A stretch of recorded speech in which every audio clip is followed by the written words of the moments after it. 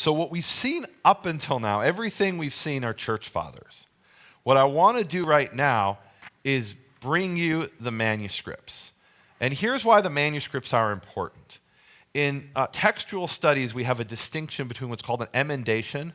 An emendation is I read the text and I say something's wrong and I change it. And that's one thing.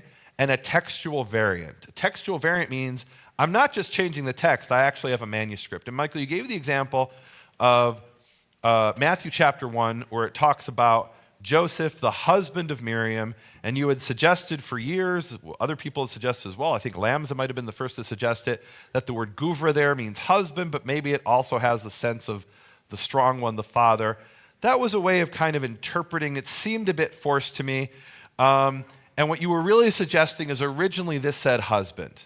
That was an emendation. Or no, father. Father. Originally father. That it said father, that was an emendation. It was conjecture. We didn't have that text. And then I found two manuscripts. They were very late manuscripts, but they both read Joseph, the father of Miriam. That was the Hebrew Matthew. That was in Hebrew Matthew. Two late manuscripts, Hebrew Matthew have Joseph, the father of Miriam. And if you want to say it says Joseph, the husband of Miriam, and be left with Matthew and Luke contradict each other, you can do that. That's fine. And only 13 generations. No more. It doesn't really fit that way. But if you look at this variant, everything falls into place. Is that just a coincidence? In this case, I don't think so, but you have to decide for yourself. In the case of John 6:4, the difference between having manuscripts or not is the difference between, is this just conjecture, or did something somewhere in the history of all these thousands of manuscripts survive? And the answer is, we do have something that survived. Now, we have 9 key manuscripts that we're going to show you. I believe there are more, but we don't have that more yet. We will look for the more, and you can contact john64@gmail.com. But for now, we're going to show you what we have today. These manuscripts range in dates from the 11th to the 15th century. So before we get to the manuscripts, I want to start with what's called the critical edition. The critical edition is hundreds of scholars around the world combed through manuscripts for centuries, and the results of their work have been compiled in a printed Bible called the Nestle Aland edition. This, what I have here up on the screen, is NA 26, the 26th edition of Nestle Aland. And on John chapter 6, verse 4, there's a little square, and the square means that something is omitted or missing. Missing is kind of a loaded term because it implies it's supposed to be there. So the more neutral term is omitted. And what is omitted? The entire verse, and it's omitted in manuscript 472. What is 472? Every Greek New Testament manuscript is given a Gregory Aland number, and based on that, you can then find out a much longer name, what library it's in. We'll tell you in a few minutes. And then it says PC. PC in the New Testament, this is called a critical apparatus. Every little symbol here has significance and meaning, right? It tells you that something is missing or added or changed or different, very slightly different words. And this is actually kind of a big deal here. It's the whole verse is missing in manuscript 472, and PC is not politically correct. It stands for the Latin pauci, which means several. So it's 472 plus several other manuscripts in which verse 4 of John 6 is missing. What are those several? Don't know. How do you find it? Not easy. So, Michael, you had seen the Nestle Aland 26 or 27? Right. Nestle Aland 26 is the work that I was working from. And so when I saw that it was missing from that, then that's what I put in the forward of my book. Okay. That 472, that those words are missing. And I could not get a photograph of this, and so I eventually went over to Lambeth Palace. I want you to save that story for when we look at 472. Okay. It's really exciting. Okay. But it was 26. This is what I was looking at and didn't... So according to Nestle Aland 26, it's manuscript 472, as well as several other manuscripts where it's missing. And the next one we have is Nestle Aland 27. Same exact story. It's omitted or missing from 472, the entire first, John 6:4. But that is only up until the year 2004, the 8th corrected printing. And guys, to find this out, I was going to libraries all over the place, asking them, do you have a Nestle Allen 27? Oh, we've got a bunch of them. And I'm pulling them up, and I'm like, no, I need the specific one from 2004 and 2005 and 2006. They're like, well, we don't know which edition we have. It's all the same. It's Nestle Allen 27. No, it's not all the same. Because in 2006, that's a 2004 edition, the 8th corrected printing. In 2006, they changed it. In the 9th corrected printing, and they went over from saying the verse is missing in 472 and several to 1634 and several, and 1634 is a different manuscript. Which one is it? We'll see in a few minutes. Now, one of my questions when I was doing this research was, what happened between 2004 and 2006? Well, this whole this change is confusing, and this is a problem. I'm having discussions, and I go to buy the book, and it's not in there at all. And a friend of mine says, "Don't you see? They corrected it. It was a mistake."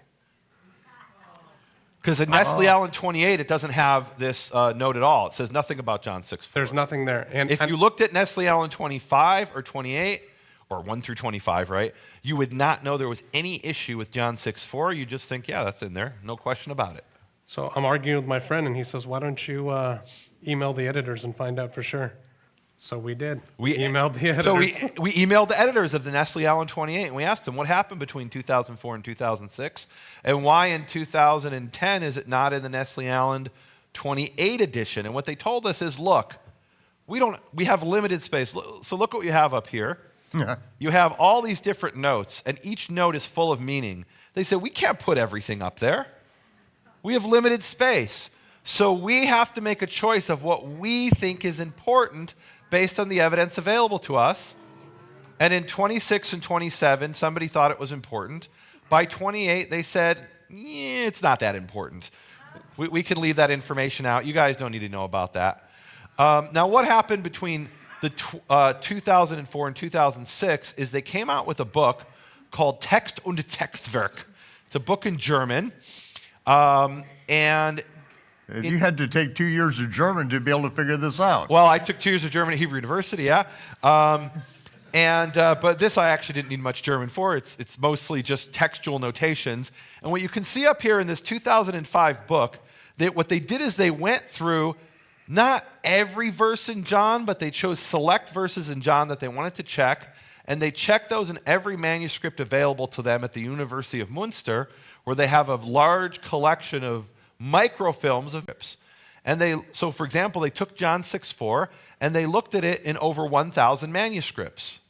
And they determined that John 6:4 does appear in numerous manuscripts. In fact, they list for you up here 162 manuscripts that have John 6:4, where it's not omitted.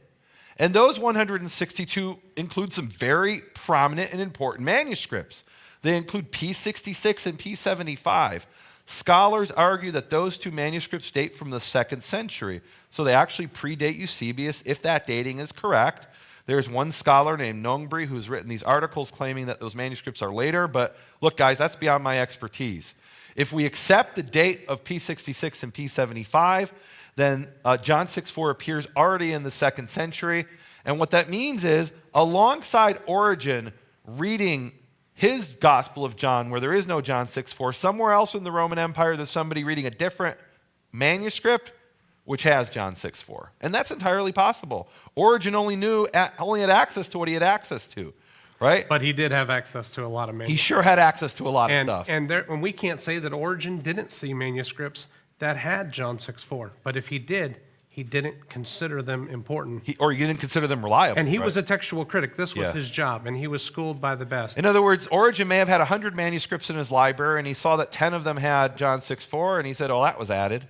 Right? We don't know. We don't know. All we know is what we have evidence for. And what we have evidence for is that he must have had a manuscript that did not have John 6:4. So going back to Text und Textwerk, we see some very important manuscripts listed up here. And we see 1, 01, 02, 03, 05. That's Vaticanus, Sinaiticus. I mean, these are important manuscripts of the New Testament. 05, I believe, is Bezai, if I'm not mistaken. That's correct. Very important manuscripts, 162 of them. Interestingly, one of those listed that contains John 6:4 is 472. So does 472 have John 6:4, or doesn't it have John 6:4? We'll find out soon. We'll come back to that. At the end of the 162 manuscript, it says BYZ, which means Byzantine, and that means the Byzantine majority text. And what they mean is there's a bunch of other manuscripts that have John 6:4, but we can't list everything because life's short and we have a limited amount of space on the page. And already this is a $600 book, and if we made it longer, it would be it literally is like a $500-$600 book.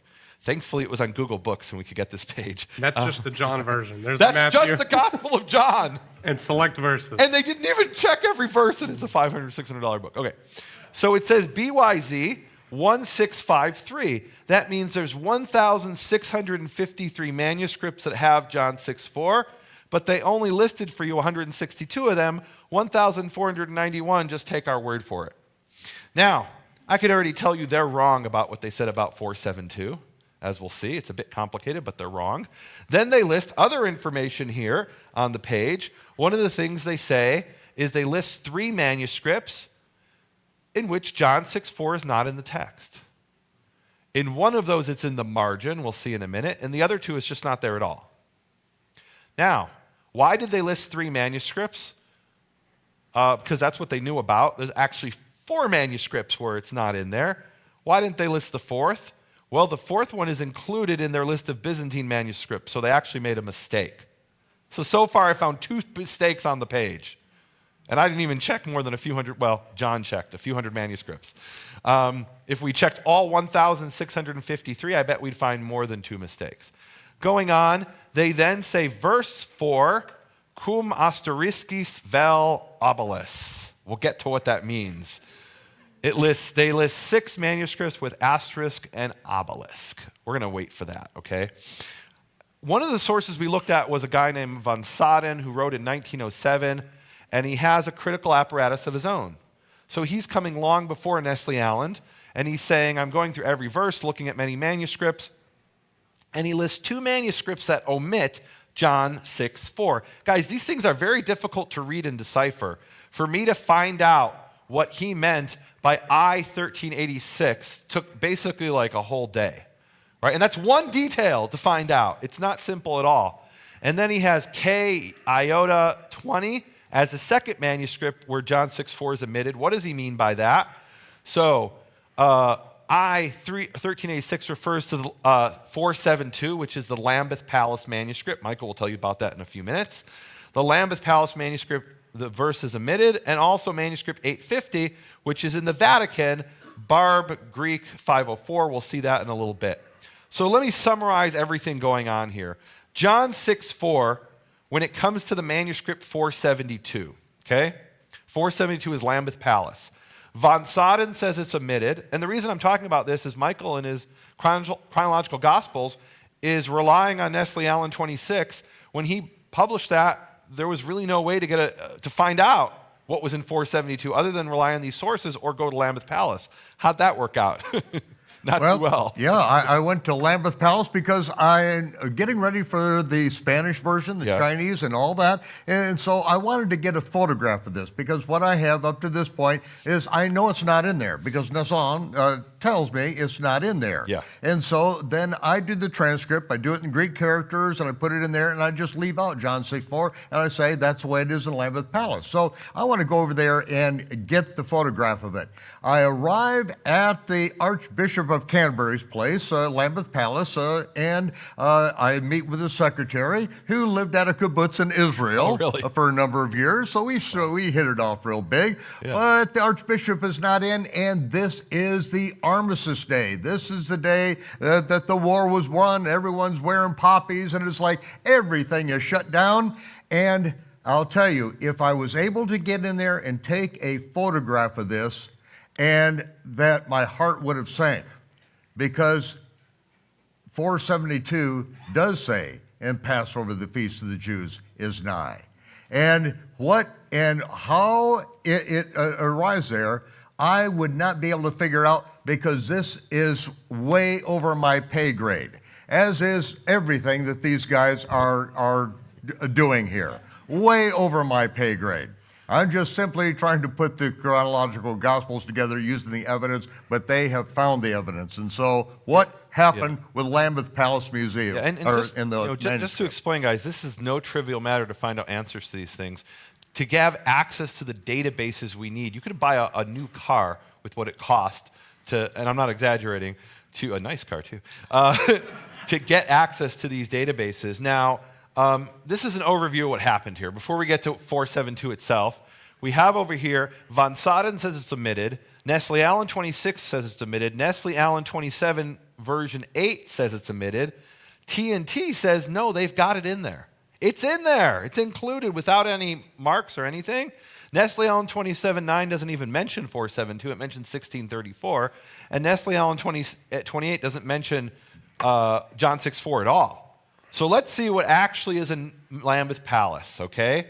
So you can see up there, Lambeth Palace is a place in England, in London, and it has manuscript 1177 dated to the 11th or 12th century. And minuscule 472, minuscule means it's written in small characters versus the earlier manuscripts written in capital letters. And you can see there the word to Pascha, the Passover. So John 6.4 is in there after all. However, in the margin, we have this little guy there, that little star-shaped symbol called an obelisk. And this is mentioned by Text und Textwerk, known as TNT, that book from 2005, the German book. They mention that there's 6 manuscripts with an obelisk or an asterisk. Well, what is an obelisk or an asterisk? This is a famous French cartoon, and the French cartoon is actually a pun. The pun is that in Latin and Greek manuscripts, when they have something in the manuscript which is considered doubtful, it is marked with an asterisk or an obelisk. Those are scribal notation symbols. And the author of this cartoon, the cartoon is about these two people in Gaul who are fighting the Romans, named Asterisk and Obelisk. And Obelisk is the big, cute guy. So the whole cartoon is, and when I was a little kid, I used to read the Sunday comics, and they would read the cartoon, Asterisk and Obelisk. And so asterisk and obelisk are this pun, and these symbols go back to textual criticism of Greek texts in Alexandria. We mentioned before Origen, and how even before the time of Origen, the Greeks said, hey, we consider the book of Homer to be sacred, but we have differences in our manuscripts. And so they would mark those differences, the ones they thought to be doubtful, with these symbols. Now, Origen mentions these, and he writes as follows. Origen says, and remember, this is part of his hexapla. The hexapla is he was systematically comparing the Hebrew Tanakh with the Greek translation called the Septuagint.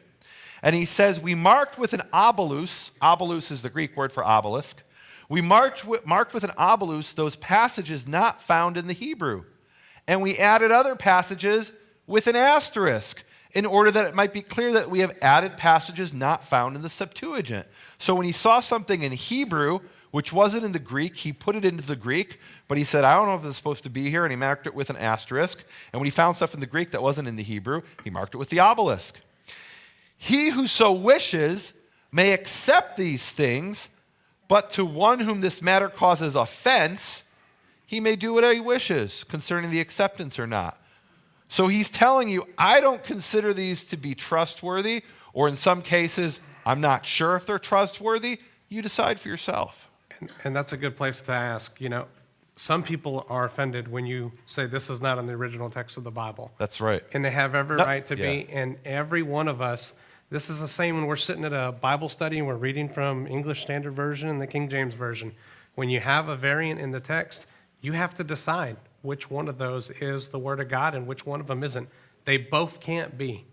And we can't say that this text is 100% not in the text that John wrote. We don't have the text that John wrote. We're presenting the information that we've found. We're sharing it with you, and you can make up your mind what you think was in that original text. We don't know for certain. And look, we had the same thing in the King James Version. The original King James Version didn't have any words in italics, and the scholar said, you can't just add words without telling us. And so they later came back and they italicized words and phrases that they added to hopefully clarify things, but they put it in italics. Those words are not in the original text, and they didn't correct them all. And so that's why we have to go back and look at the Greek manuscripts and look at the Hebrew manuscripts and see where they actually did it accurately and where they didn't. And look, we talked before about Acts 21:25, and we saw that there were 6 words added in Greek, 8 words in English, where it says, do no such thing, meaning do not keep the Torah if you're a Gentile. And that was in the majority of manuscripts, and even some early manuscripts like Bezai from the 5th century.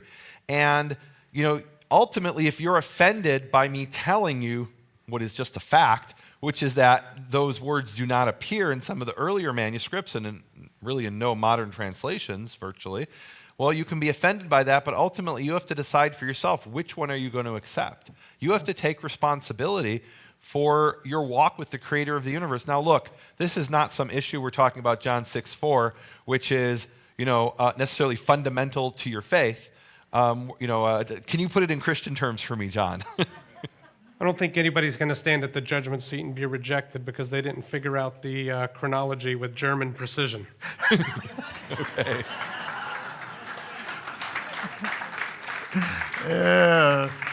Please allow me to be a little anal retentive on the chronology. Okay. But the point here is that people have been struggling with these questions since the time of Origen in the 2nd century, right? And they're asking similar questions to what we're asking today. They're obviously maybe asking on different things because we don't have the manuscripts he had. We can only deduce what they were. Augustine mentions the obelisk and asterisk. Augustine is in the time of Jerome in the 5th century.